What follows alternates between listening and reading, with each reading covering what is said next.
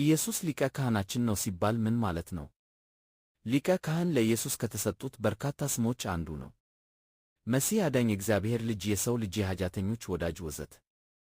እያንዳንዱ የሚያተኩረው በማንነቱ እና ይህ ለእኛ ምን ማለት እንደሆነ በሚገልጽ ልዩ ገጽታ ላይ ነው። በዕብራውያን መጽሐፍ ውስጥ ኢየሱስ ሊቀ ካህናት ተብሎ ተጠርቷል። ዕብራውያን 2:17 እና 4:14። ካህን የሚለው ቃል በመጀመሪያ በሃይማኖታዊ አገልግሎቶች ውስጥ አስታራቂ ማለት ነው። እንዲሁም እነዚያን አገልግሎቶች ለማከናወን የተቀደሰ ወይም የተለየ ማለት ነው። በመጽሐፍ ቅዱስ ውስጥ የተጠቀሰውን ቃል በመጀመሪያ የምናገኘው በዘፍጥረት 14 ላይ ነው። የእግዚአብሔር ወዳጅ አብርሃም በኤላም ሰራዊት ተይዞ የነበረውን የወንድሙን ልጅ ሎጥን ለማዳን ወደ ጦርነት ገባ። አብርሃም በተመለሰ ጊዜ የሳሌም ንጉሥና የልዑል እግዚአብሔር ካህን መልከ ጼዴቅን አገኙ። ይህ ስሙ የጽድቅ ንጉሥ የሚል ትርጉም ያለው ሰው አብርሃምንና አብርሃምን ድል የሰጠው ልዑል አምላክን ባረከ። ለዚህ በረከት ምላሽ አብርሃም ከጦርነት ምርኮ 10 በመቶውን ለመልከ ጼዴቅ ሰጠ። በዚህ ድርጊት አብርሃም የመልከ ጼዴቅን ከፍተኛ ቦታ እንደ እግዚአብሔር ካህን አምኗል። ከዓመታት በኋላ የአብርሃም የልጅ ልጅ ሌዊ የካህናት ነገድ አባት እንዲሆን በእግዚአብሔር ተመረጠ። ሕጉ በሲና ተራራ ላይ ሲሰጥ ሌዋውያን የማደሪያው ድንኳን አገልጋዮች እንደሆኑ ይታወቃሉ።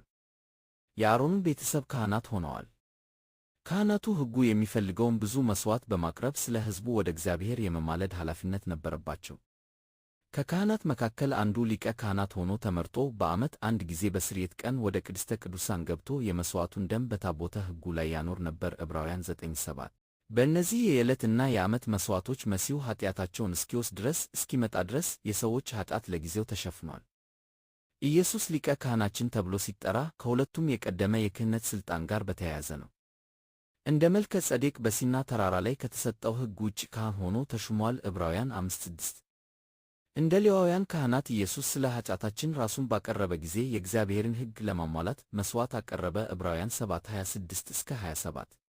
እንደ ሌዋውያን ካህናት ያለማቋረጥ መሥዋዕት ማቅረብ ነበረባቸው። ኢየሱስ አንድ ጊዜ ብቻ መሥዋዕቱን ማቅረብ ነበረበት። በእርሱም ወደ እግዚአብሔር ለሚመጡት ሁሉ ዘላለማዊ ቤዛን አገኘ። ዕብራውያን 9:12።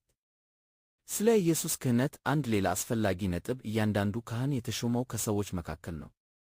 ኢየሱስ ምንም እንኳን እግዚአብሔር ከዘላለም ጀምሮ ሞትን፣ መከራን ለመቀበል እና ሊቀ ካህናት ሆኖ ለማገልገል ሰው ሆነ። ዕብራውያን 2:9። እንደ ሰው እርሱ በትግላችን ከእኛ ጋር ይዛመዳል። ዕብራውያን 4:15።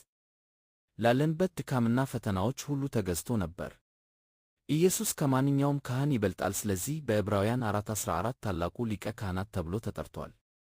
እና ይህም ምሕረትን እንድናገኝ እና የሚረዳንን ጸጋ እንድናገኝ ወደ ጸጋው ዙፋን እንድንመጣ ድፍረት ይሰጠናል።